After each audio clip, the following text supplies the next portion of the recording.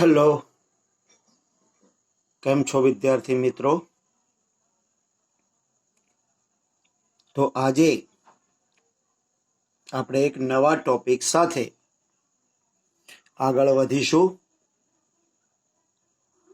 તમારો રિઝલ્ટ તમને મળી ગયું હશે. આશા છે કે બધાનું રિઝલ્ટ સારું હશે. તો મિત્રો, આજે આપણે જેની ચર્ચા કરવાની છે એ તમારો સબ્જેક્ટ છે સિમ્પલ મોડલ ઓક્ઝિલરીઝ, એટલે કે સાદા સહાયકારક ક્રિયાપદો. તો વિદ્યાર્થી મિત્રો, આજે સાદા સહાયકારક જે ક્રિયાપદો છે એમાંથી આજે જે તમારે ભણવાના છે should, would, can, could, may, might, must, આ બધા સાદા સહાયકારક ક્રિયાપદ એટલે કે મોડલ ઓક્ઝિલરીઝ કહેવાય છે. મિત્રો, આ જે સાદા સહાયકારક ક્રિયાપદ છે એમાંથી આપણે સેલ અને વ્હીલ એનો ઉપયોગ ભણી ગયા છીએ. સેલ અને વ્હીલ એ સાદા ભવિષ્યકાળમાં વપરાય છે. સેમ એવી રીતે જ લાસ્ટ જે વિડીયોઝ હતો એમાં આપણે કેન અને મેનો ઉપયોગ કેવી રીતે કરવામાં આવે છે એ પણ શીખી ગયા છીએ. હવે આ જે સહાયકારક ક્રિયાપદો છે એ હંમેશા મૂળ ક્રિયાપદની પૂર્વે મૂકવામાં આવે છે. જે તમારું વાક્યમાં મૂળ ક્રિયાપદ હોય, એટલે કે જે વાક્યમાં ક્રિયા થતી હોય એના પહેલા એ સહાયકારક ક્રિયાપદ મૂકવામાં આવે છે. લાસ્ટ ટાઈમ જ્યારે આપણે કેન અને મેનો ઉપયોગ શીખ્યા ત્યારે જોયું હતું કે કેન અને મે સાથે ક્રિયાપદનું મૂળ રૂપ મુકાય છે. બસ સેમ એવી જ રીતે અહીંયા should, would, could, might, must એ પણ ક્રિયાપદની સાથે એટલે કે મૂળ ક્રિયાપદ જોડે મુકાય છે અને એમાં ક્રિયાપદનું મૂળ રૂપ જ વપરાય છે. જેમ આપણે કેન અને મે એ કોઈ ચોક્કસ અર્થમાં વાપર્યા હતા, સેમ એવી જ રીતે અહીંયા પણ આ દરેક સહાયકારક ક્રિયાપદ એક ચોક્કસ વિશેષ અર્થમાં જ વપરાય છે. વાક્યમાં જે મૂળ ક્રિયાપદ હોય એ મૂળ ક્રિયાપદ જે ક્રિયા દર્શાવતું હોય એ ક્રિયા જે વિશેષ ભાવથી થતી હોય, સલાહનો ભાવ હોય, સૂચનનો હોય, પસંદગીનો હોય, શક્તિ કે સામર્થ્યનો હોય, સંભવિતતાનો હોય, જે કંઈ પણ ભાવ હોય એ ભાવ મુજબ જ એનું સહાયકારક ક્રિયાપદ મૂકવામાં આવે છે. સહાયકારક ક્રિયાપદ સાથે મેં કહ્યું એમ ક્રિયાપદનું મૂળ રૂપ જ આવે છે, પરંતુ જો આપેલું વાક્ય પેસિવ વોઇસનું હોય તો એવા વાક્યમાં સહાયકારક ક્રિયાપદ સાથે બી વત્તા ભૂતકૃદંત મૂકવામાં આવે છે. મિત્રો, પેસિવ વોઇસ તમે આગળ ભણશો એટલે તમને ખ્યાલ આવી જશે કે પેસિવ વોઇસ કોને કહેવાય. પરંતુ જ્યારે પેસિવ વોઇસનો ઉપયોગ કરીને સહાયકારક ક્રિયાપદનો ઉપયોગ કરવો હોય તો એની સાથે બી વત્તા ભૂતકૃદંત મૂકવામાં આવે છે. હવે આપણે આગળ કેનનો ઉપયોગ શીખ્યા હતા. હવે આ કેનનું જે ભૂતકાળ છે કુડ, એનો ઉપયોગ આપણે શીખવાનો છે. તો કુડ એ કેનનું ભૂતકાળનું રૂપ છે. જ્યારે ભૂતકાળની અંદર કર્તામાં કોઈ ક્રિયા કરવાની ક્ષમતા હતી કે શક્તિ હતી એવું દર્શાવવા માટે કુડનો ઉપયોગ થાય છે. કેનનો ઉપયોગ પણ શક્તિ કે ક્ષમતા કર્તામાં છે, એટલે કે વર્તમાનમાં છે એવું દર્શાવવા આપણે કેનનો ઉપયોગ કરતા હતા. અહીંયા ભૂતકાળમાં કર્તા પાસે કોઈ ક્રિયા કરવાની ક્ષમતા હતી એવું સૂચવવા કુડનો ઉપયોગ થાય છે. ઘણીવાર આપણે કોઈને વાત કરતા સાંભળતા હોય કે ભાઈ હું નાનો હતો ત્યારે આમ કરી શકતો હતો પણ હવે નથી કરી શકતો. ધેટ મીન્સ ભૂતકાળમાં એ ક્રિયા કરી શકતા હતા. તો એના માટે કુડનો ઉપયોગ થાય છે. આ ઉપરાંત કોઈને વિનંતી કરવી હોય ત્યારે પ્રશ્નાર્થ વાક્ય આપણે કરીએ કે શું તમે મને તમારી ચોપડી આપી શકશો? તો આ વિનંતી છે. તો એવી વિનંતી કરવા માટે પણ વાક્યની શરૂમાં કુડ મૂકી શકાય છે. એટલે કેનના બે ઉપયોગ: એક, ભૂતકાળમાં કોઈ ક્રિયા કરવાની ક્ષમતા કે સામર્થ્ય હતું, અને બીજું કે વાક્યની શરૂમાં કુડ મૂકી અને જો પ્રશ્નાર્થ કરીએ તો એ વિનંતી તરીકે પણ એનો ઉપયોગ કરી શકાય છે. તો હવે આપણે એના એક્ઝામ્પલ્સ જોઈએ. તો એનું પહેલું એક્ઝામ્પલ: તે યુવાન હતો ત્યારે તે ખૂબ ઊંચો કૂદકો મારી શકતો હતો. જો પહેલાની વાત છે, એમ તે પહેલા ખૂબ ઊંચો કૂદકો મારી શકતો હતો. તો તે યુવાન હતો ત્યારે. તો he could jump very high when he was young. એ ખૂબ ઊંચા કૂદકા મારી શકતો હતો જ્યારે તે યુવાન હતો. અને ઉલટાવીને પણ લખી શકાય કે when he was young he could jump very high. બીજું, તે બીમાર હતો, મીન્સ he was sick. ભૂતકાળની વાત છે. તે બીમાર હતો. he could not walk fast. એ ઝડપથી ચાલી શકતો નહોતો. તો અહીંયા ભૂતકાળની વાત છે કે ઝડપથી ચાલી શકતો નહોતો. ત્રીજું છે વિનંતી: મહેરબાની કરી તમે મને તમારી ચોપડી આપી શકશો? એટલે આપણે એમને વિનંતી કરી, તો ભાઈ શું તમે મને તમારી ચોપડી આપી શકશો? તો અહીંયા વાક્યની શરૂમાં શું આવે? કુડ.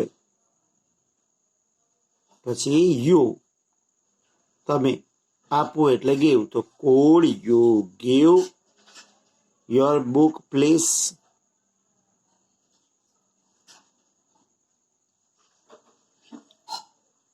અહીંયા મી રહી ગયું હતું મિત્રો. could you give me your book please? શું તમે મહેરબાની કરી તમારી ચોપડી મને આપી શકશો? તો મિત્રો આ હતા ભૂતકાળના કેનના ભૂતકાળના વાક્યો. હવે તમે મેં પણ ભણ્યા હતા, તો હવે એ મેનો ભૂતકાળ શું થશે? માઇટ. આજે આપણે હવે એ માઇટનો ઉપયોગ શીખવાનો છે. તો તો માઇટ એ મેનું ભૂતકાળ છે. તો સેમ સંભવિતતા કે શક્યતા માટે આપણે મેનો ઉપયોગ કરતા હતા. સેમ અહીંયા સંભવિતતા દર્શાવવા જેમ એમાં પણ મેનો અર્થ કદાચ થતો તો માઇટ બી કદાચ જ થાય. તો એ જ રીતે કદાચ એવા જ અર્થમાં પણ ભૂતકાળ માટે એનો ઉપયોગ થાય છે. એટલે ભૂતકાળમાં કદાચ થવાની શક્યતા હતી એવું દર્શાવવા માટે માઇટનો ઉપયોગ થાય છે. જો I had put the books in the cupboard, એટલે કે મેં ચોપડીઓ કબાટમાં મૂકી હતી. ધે માઇટ બી ધેર, તે કદાચ ત્યાં જ હશે. મીન્સ કે ત્યાં સંભાવના ત્યાં જોવાની છે જ્યાં મૂકી હતી. તો એ કદાચના અર્થમાં. એવી જ રીતે બીજું વાક્ય, if you had worked hard, જો તમે સખત મહેનત કરી હોત તો you might have won the match, તો કદાચ તમે મેચ જીતી જાત. બરાબર? મીન્સ કે જો મહેનત કરી હોત તો જીતવાની સંભાવના કે શક્યતા હતી. તો આ હતો માઇટનો ઉપયોગ. હવે આપણા નેક્સ્ટ હેલ્પિંગ વર્બની વાત કરીએ. તો આપણું ત્રીજું સિમ્પલ મોડલ ઓક્ઝિલરીઝ છે શુડ. હવે જે શુડ છે એ નૈતિક ફરજ સૂચવે છે. એટલે કે કોઈ ક્રિયા કરવાની એ કર્તાની નૈતિક ફરજ છે. ફરજિયાત કરવું એવું જરૂરી નથી, પરંતુ એ વ્યક્તિની કે કર્તાની એ નૈતિક ફરજ છે એવું દર્શાવે છે. સાદી ભાષામાં જો હું કહું તો એમ કહેવાય કે ભાઈ કોઈ કર્તાએ આમ કરવું જોઈએ, કરવું જોઈએ. બરાબર? એવા અર્થમાં શુડનો ઉપયોગ થાય છે. સલાહ આપવા માટે પણ શુડનો ઉપયોગ કરવામાં આવે છે. એટલે કે આપણે જ્યારે કહીએ કે ભાઈ તમારે આમ કરવું જોઈએ, તમારે આમ કરવું જોઈએ, આપણે સલાહ આપતા હોય તો એ પણ શું છે, શુડનો ઉપયોગ જ કરી શકાય ત્યાં. જેમ કે આપણે નહીં કહેતા કે ભાઈ આપણે ગમે ત્યાં કચરો ફેંકવો જોઈએ નહીં, જોઈએ નહીં, અથવા તો તમારે નિયમિત શાળાએ જવું જોઈએ, અથવા તો બરાબર દરેકે પોતાના વિસ્તારની સ્વચ્છતા જાળવવી જોઈએ. એ આપણી ફરજો છે. તો જ્યારે આવી રીતે આપણી ફરજોની વાત આવે ત્યારે શુડનો ઉપયોગ કરવામાં આવે છે. એટલે કે આપણે જ્યારે આવી સલાહ આપતા હોય કે આપણી ફરજ બતાવતા હોય ત્યારે શુડનો ઉપયોગ કરી શકાય છે. એના એક્ઝામ્પલ્સ જોઈ લો.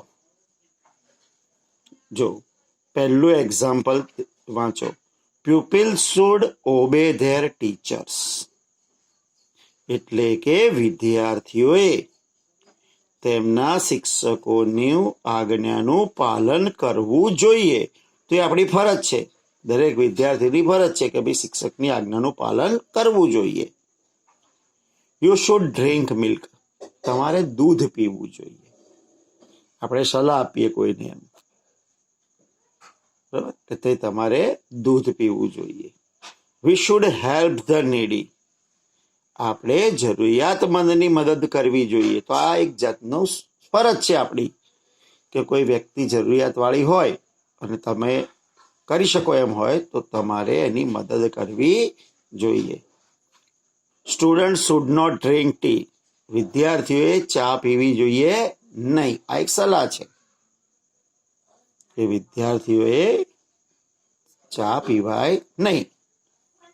Next, we should take wholesome food, એટલે કે આપણે સમતોલ એટલે કે સંપૂર્ણ આહાર લેવો જોઈએ. આ બી શું છે? એક જાતની સલાહ છે કે ભાઈ આપણે સંપૂર્ણ આહાર લેવો જોઈએ. હવે ચોથું, મસ્ટ. હવે જો તમે આપણે શુડનો ઉપયોગ જોયો, શુડનો ઉપયોગ જે હતો એવો જ ઉપયોગ મસ્ટનો છે, પણ ફરક એટલો છે કે અહીંયા ભાર કે દ્રઢતાપૂર્વક આમ કરવું જ જોઈએ. મીન્સ કે તમારી ઓલી નૈતિક ફરજ હતી શુડમાં, મસ્ટ એટલે એ અનિવાર્ય ફરજ સૂચવે છે. એટલે કે એ ફરજ, ઓલી તો ફરજ એવી હતી નૈતિક ફરજ, તમે ના કરો તો ચાલે, પણ અહીંયા શું થઈ જાય? મસ્ટ એટલે ફરજિયાત, અનિવાર્ય ફરજ છે. અને જો તમે એ ફરજનું પાલન ના કરો તો તમને નુકસાન થઈ શકે છે. એટલે કે કાયદાથી કે નિયમથી કોઈ ક્રિયા કરવી જ જોઈએ. કાયદાથી કે નિયમથી કોઈ ક્રિયા કરવાની ફરજ પડી હોય તો એના માટે મસ્ટનો ઉપયોગ થાય છે. આપણે કહીએ ને, દાખલા તરીકે, બરાબર, તમારે હેલ્મેટ પહેરવું જ જોઈએ. કેમ કે જો પછી કેમ કે ભાઈ ના પહેરે તો ચાલે નહીં, તમે ના પહેરો તો નુકસાન થાય, દંડ થઈ શકે, વાગી શકે. એટલે એ શું છે, અને કાયદો છે કે તમે હેલ્મેટ ના પહેર્યું હોય તો તમને દંડ થશે, તમને નુકસાન થશે. તો એવી ક્રિયાઓ માટે મસ્ટનો ઉપયોગ થાય છે. ઘણીવાર અટકળ, અનુમાન કે સંભાવના દર્શાવવા માટે પણ મસ્ટનો ઉપયોગ કરવામાં આવે છે. તો મિત્રો યાદ રાખો, શુડ એ નૈતિક ફરજ છે અને મસ્ટ એ તમારી અનિવાર્ય ફરજ છે. શુડ વાળી ફરજ ચૂકી જવાથી નુકસાન થતું નથી કે સંભાવના નથી હોતી, પણ જે ક્રિયા નહીં કરવાથી તેમાં નુકસાન થવાની સંભાવના રહે છે એ અનિવાર્ય ફરજ થઈ જાય છે, અને એના માટે મસ્ટનો ઉપયોગ કરવામાં આવે છે. હવે આપણે એના એક્ઝામ્પલ્સ જોઈ લઈએ. જો, you must walk to left, તમારે ડાબી બાજુએ જ ચાલવું જોઈએ, કેમ કે કાયદો છે. Student must obey the rules of their school, means કે વિદ્યાર્થીઓએ તેમની શાળાના નિયમનું પાલન કરવું જ જોઈએ. દરેક શાળામાં રૂલ્સ હોય એ મુજબ તમારે પાલન કરવું જોઈએ, નહીં તો પનિશમેન્ટ થાય. You must not use mobile while driving your car, જ્યારે કાર ચલાવી રહ્યા હોય ત્યારે તમારે મોબાઈલનો ઉપયોગ કરવો જ ના જોઈએ, ફરજિયાત. કેમ કે કાયદો છે, ચાલુ ડ્રાઇવિંગમાં મોબાઈલનો ઉપયોગ ના કરી શકાય. Next, the teacher must be in the staff room, શિક્ષક સ્ટાફ રૂમમાં જ હશે. મીન્સ કે એ દ્રઢતાપૂર્વક કહ્યું છે કે એકદમ દ્રઢ સંભાવના છે કે શિક્ષક ક્યાં હશે? સ્ટાફ રૂમમાં જ હશે. The red light is on, એટલે કે લાલ લાઇટ ચાલુ છે. You must stop your bike, તમારે તમારું બાઇક ઊભું રાખવું જ જોઈએ. મીન્સ કે નિયમ છે કે ટ્રાફિકની સિગ્નલની લાલ લાઇટ થાય એટલે તમારે તમારું બાઇક ઊભું રાખવું જ જોઈએ. આ કાયદાથી વાત થઈ. એટલે જ્યારે કાયદા મુજબ કોઈ ક્રિયા ફરજિયાત કરવાની આવે ત્યારે શેનો ઉપયોગ થાય છે? મસ્ટનો. તો આ હતા તમારો સહાયકારક ક્રિયાપદ મસ્ટ. હવે પછીનું સહાયકારક ક્રિયાપદ છે વુડ. મિત્રો, વુડનો પહેલો ઉપયોગ વિનંતી કરવા માટે થાય છે. તમારે નમ્ર ભાવે કોઈને વિનંતી કરવી હોય ત્યારે વુડનો ઉપયોગ થાય છે. સામાન્ય રીતે આવા વાક્યો પ્રશ્નાર્થ હોય છે. તદુપરાંત કર્તાની ઈચ્છા દર્શાવવા, એટલે કે એની પસંદગી, કર્તાની પસંદગી અથવા તો કર્તાની ઈચ્છા દર્શાવવા, અથવા તો કોઈ ક્રિયા કર્તા પોતાની ઈચ્છાથી કરશે એવું દર્શાવવું હોય ત્યારે પણ વુડનો ઉપયોગ થાય છે. આ ઉપરાંત પસંદગી દર્શાવવા માટે તેનો ઉપયોગ થાય છે. અને તમે જ્યારે ડાયરેક્ટ ઇનડાયરેક્ટ ભણશો ત્યારે તમને ખ્યાલ આવશે, અથવા તો પરફેક્ટ મોડલ ઓક્ઝિલરીઝના વાક્યો જ્યારે તમારે આવશે ત્યારે ખ્યાલ આવશે કે સેલ અને વિલ બંનેનું ભૂતકાળ વુડ થાય છે. એટલે કે ભૂતકાળમાં આમ કરશે કે થયું હોત એવું દર્શાવવું હોય ત્યારે વુડનો ઉપયોગ થાય. પણ એ જે રીતે કાળમાં વપરાય છે એ તમારે નેક્સ્ટ આગળ તમે ધોરણોમાં જશો ત્યારે આવશે. હાલ તમારે ખાલી અમે આગળ જે ક્રિયાઓ દર્શાવી એના પર ધ્યાન આપવાનું કે એ મુજબ તમારે એનો ઉપયોગ શીખવાનો છે. તો હવે આપણે એના કેટલાક એક્ઝામ્પલ્સ જોઈ લઈએ. જો હવે મિત્રો આ પહેલું એક્ઝામ્પલ જુઓ. What would you like? આપણે પસંદગી પૂછી કે તમે શું લેશો અથવા તો તમને શું પસંદ છે. What would you take? તમને શું પસંદ છે, શું લેવાનું પસંદ છે, પસંદગી દર્શાવે છે. T or coffee? ચા કે કોફી? હવે વ્યક્તિ પસંદગી દર્શાવે છે. I would take I would take coffee. હું કોફી લઈશ. ધેટ મીન્સ એ વ્યક્તિએ એની પસંદગી દર્શાવી. હવે વિનંતીના અર્થમાં would you land me your grammar book? Land એટલે ઉછીનું આપવું. તમે મને તમારી વ્યાકરણની ચોપડી આપશો? મીન્સ કે એ નમ્ર વિનંતી કરી આપણે, બરાબર. I would decorate your room. હું તમારો રૂમ શણગારીશ. એટલે કે શણગારવાની ક્રિયા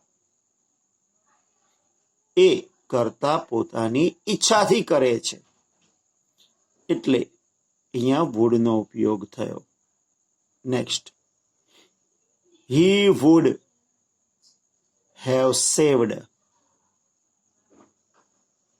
the child. He would have saved the child if he had reached early. આ કાળનો ઉપયોગ મેં તમને દર્શાવ્યો છે. આ કાળ તમારે હાલ નહીં આવે, પણ વુડનો ઉપયોગ ત્યાં પણ થાય છે કે જો તે વહેલા પહોંચ્યો હોત તો. If he had reached early, જો તે વહેલા પહોંચ્યો હોત તો શું થાત? He would have saved the child. તેમણે બાળકને બચાવી લીધું હોત. મીન્સ કે આ એક કાળમાં એનો ઉપયોગ છે. જ્યાં વિલનો ઉપયોગ થતો હોય, એના ભૂતકાળનું વાક્ય હોય તો વુડનો ઉપયોગ થાય છે. તો અહીંયા આ તમારા મોડલ એક્ઝિલરીઝ હતા. તો મિત્રો સેલ, વિલ ભણી ગયા. કેન અને મેનો ઉપયોગ પણ આગળ શીખવાડ્યો હતો. અહીંયા શુડ અને વુડ અને કુડ, માઇટ અને મસ્ટનો ઉપયોગ પણ ભણી ગયા. તો અહીંયા આપણે સિમ્પલ મોડલ એક્ઝિલરીઝના ઉપયોગ કેવી રીતે થાય છે એ ભણ્યા. હવે વાત કરીએ આપણે તમારા ગઈ વખતની જે એક્સરસાઇઝ આપી હતી એના આન્સર્સની. જો ટુડે ઇઝ હોલિડે, આજે રજાનો દિવસ છે. અહીંયા જો ખાલી જગ્યા પછી કર્મ વિભક્તિ છે એટલે ઓટોમેટિક ખબર પડી જવી જોઈએ કે લેટ આવશે. લેટ્સ પ્લે ક્રિકેટ, ચાલો આપણે ક્રિકેટ રમીએ. ધ ટીચર ખાલી જગ્યા નોટ કમ ટુડે, શિક્ષક આજે આવશે નહીં, શક્યતા કે સંભાવના તો may. The teacher may not come today. He is a driver, તે ડ્રાઈવર છે. હી ખાલી જગ્યા ડ્રાઈવર ટ્રક, તો ડ્રાઈવર હોય એટલે એનામાં ટ્રક હંકારવાની ક્ષમતા હોય તો can. He can drive a truck. ખાલી જગ્યા મી, ગો હોમ.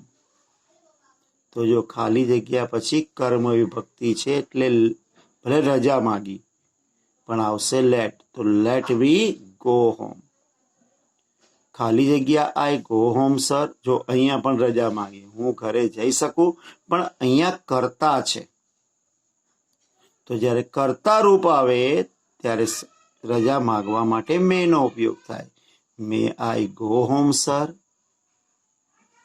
ખાલી જગ્યા you help me to solve the problem, અહીંયા વિનંતી કરી છે તો કેનનો ઉપયોગ આપણે વિનંતી કરવા કરી શકીએ છીએ કે can you help me to solve the problem. ખાલી જગ્યા યુ લીવ લોંગ, તમે લાંબુ જીવો, આશીર્વાદ તો may you live long. You ખાલી જગ્યા ટેક ધીસ બુક, તમે આ ચોપડી લઈ શકો છો, તો રજા આપી તો you may take this book. ખાલી જગ્યા the children sing the song, બાળકોને ગીત ગાવા દો, તો એ રજા આપી તો let the children sing song. ખાલી જગ્યા યુ બી હેપી, તમે ખુશ થાઓ, તો યુ બી હેપી.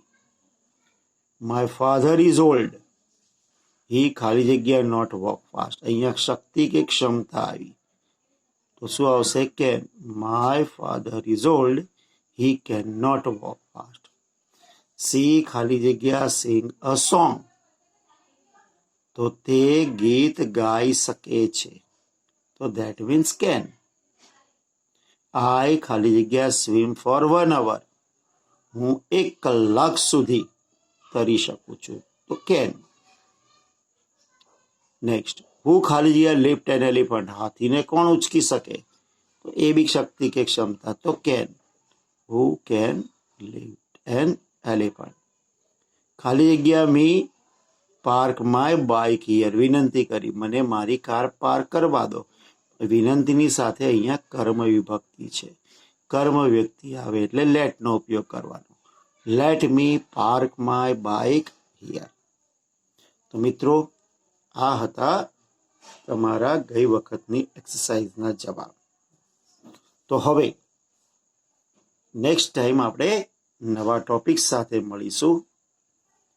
ત્યાં સુધી આ તમામ ટોપિક તૈયાર કરી લેજો. તો મિત્રો